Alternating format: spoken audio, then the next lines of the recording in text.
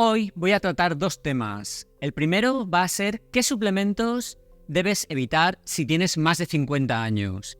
Y después te contaré cuáles son los suplementos que sí que deberías tomar a medida que envejeces. Así que lo primero que vamos a ver, como os he dicho, son los suplementos que no debes tomar. Del primer suplemento que quiero hablaros, y del que ya hablé extensamente en un episodio del podcast Salud Inteligente, es del calcio. Que ya decía en aquel momento que no se recomendaba tomar en forma de suplemento, ya que se había comprobado, sobre todo en mujeres, a las que se les había dado calcio como suplemento para tratar la osteoporosis, que aumentaba el riesgo de infarto o accidente cerebrovascular, ya que este calcio se acumula en las arterias y también puede acumularse en los riñones.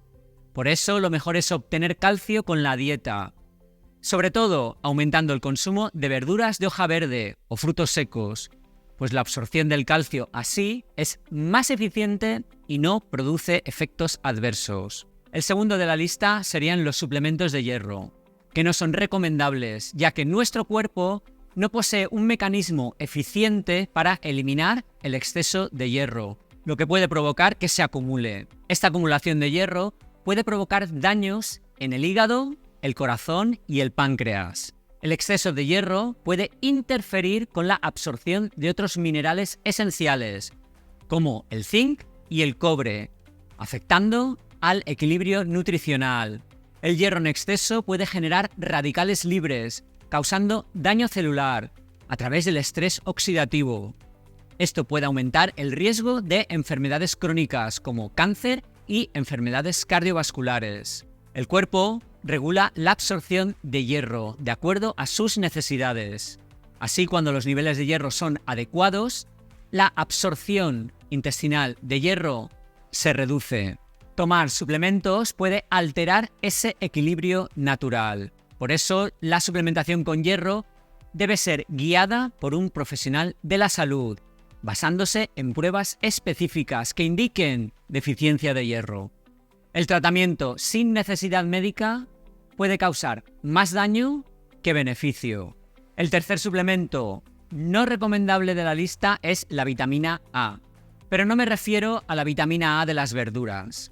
Estoy hablando de suplementos con vitamina A, ya que si la tomas de forma habitual puede provocar daño hepático, osteoporosis y puede causar problemas dermatológicos, como sequedad y agrietamiento de la piel, así como síntomas neurológicos como irritabilidad o confusión. La forma natural de la vitamina A puedes obtenerla del aceite de hígado de bacalao, de las yemas de huevo, de la mantequilla o de las zanahorias, pero evita tomar cualquier suplemento de vitamina A no ser que te lo indique tu médico. Vamos a hablar ahora de los suplementos que vas a necesitar a medida que envejeces. El primero, sin lugar a dudas, es el magnesio.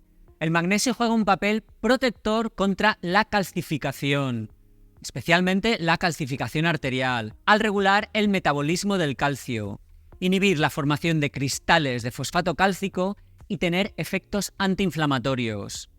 Es bueno para reducir la presión arterial, reducir los calambres musculares, aumentar tu energía, mejorar la calidad del sueño o bajar el cortisol.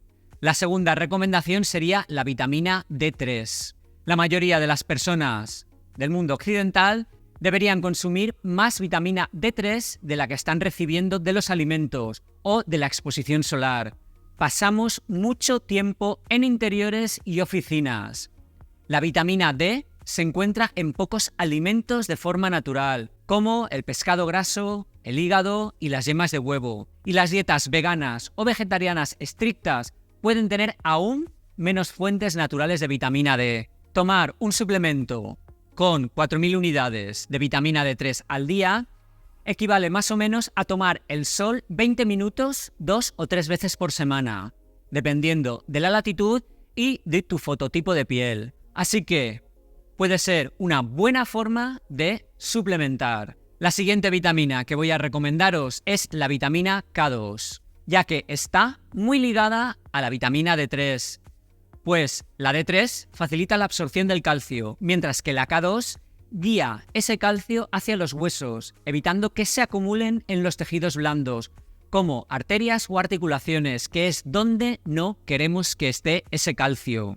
Además, tiene otros beneficios al aumentar la producción de energía en las mitocondrias, en forma de ATP. La siguiente recomendación es la vitamina C, que es conocida por sus propiedades antihistamínicas, pudiendo ayudar a reducir los niveles de histamina, lo que es bueno durante los picos de alergia. También se ha observado que las personas con altos niveles de vitamina C en la sangre tienen una menor incidencia de ciertos tipos de cáncer, como el cáncer de estómago. Químicamente, la vitamina C sintética y la natural son idénticas y tienen la misma eficacia biológica. Sin embargo, la vitamina C de fuentes naturales puede ser mejor absorbida, aunque la sintética se puede dar a mayores dosis si fuese necesario. El siguiente suplemento recomendado a medida que envejecemos es la vitamina B12. Y esta es muy importante.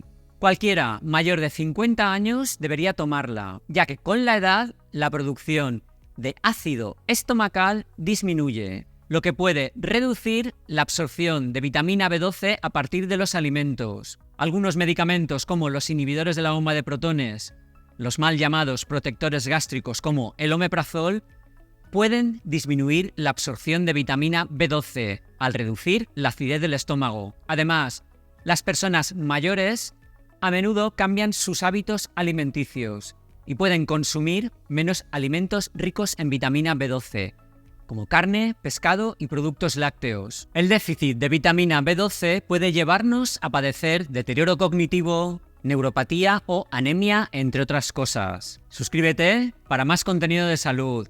Y aquí puedes ver un vídeo sobre cómo conseguir un vientre plano con solo un vaso al día durante una semana. Los que lleguéis hasta aquí, poned en comentarios gracias y un corazón.